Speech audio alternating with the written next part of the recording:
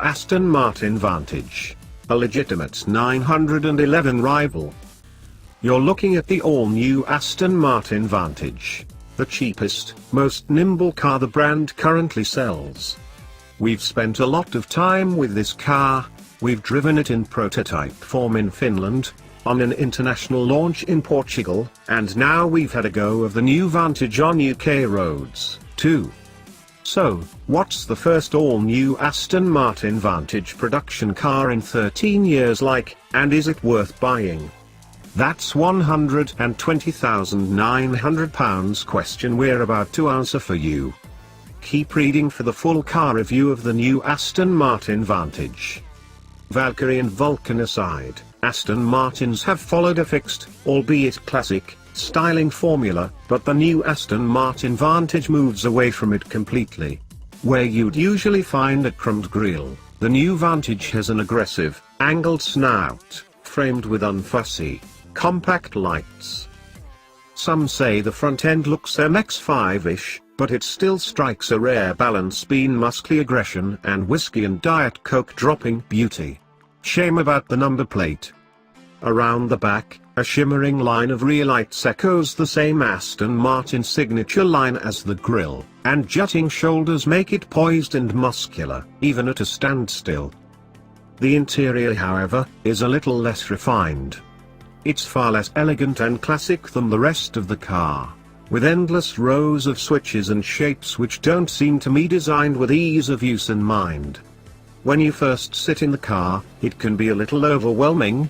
Throw in the odd-bit Mercedes switchgear, and rather old, but functional infotainment system, and the interior isn't up to the same level as the exterior. Underneath that gorgeous steel body shell you'll find a bonded aluminium chassis adapted from the DB11s. You get the same double wishbone front and multi-link rear suspension, but unlike the DB11 there's a solidly mounted rear subframe and an electronically controlled rear differential. Weight distribution is said to put 49.5% of the mass over the front wheels, with a total curb weight of 1,630 kilograms with fluids.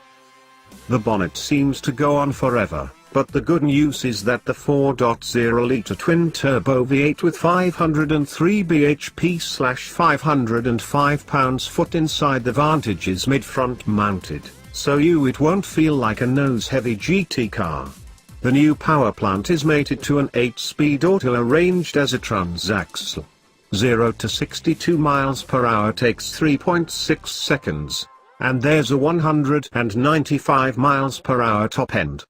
That all puts the Vantage closer to Porsche 911 Turbo than the Carrera GTS, although it's only £8,000 less than a Turbo anyway. The previous model was closer to Carrera's territory. Basically yes. But it feels and sounds much different in the Vantage. Different exhaust tuning and a final drive ratio lowered from 2.7 to 1 to 2.9 to 1 is key to this, along with the 129 kilograms weight reduction versus the DB11. This is a truly impressive engine, one that feels instantly responsive to the throttle, doesn't exhibit any noticeable turbo lag and, well, feels ridiculously strong no matter where you are in the rev range, low, mid, high. The Vantage always has energy to spare. On twisty roads, you can simply leave it in 4th gear and still feel like you're in a very quick car. Be more aggressive and use lower ratios and the Vantage feels so rapid you wonder how insane the inevitable faster ones will feel.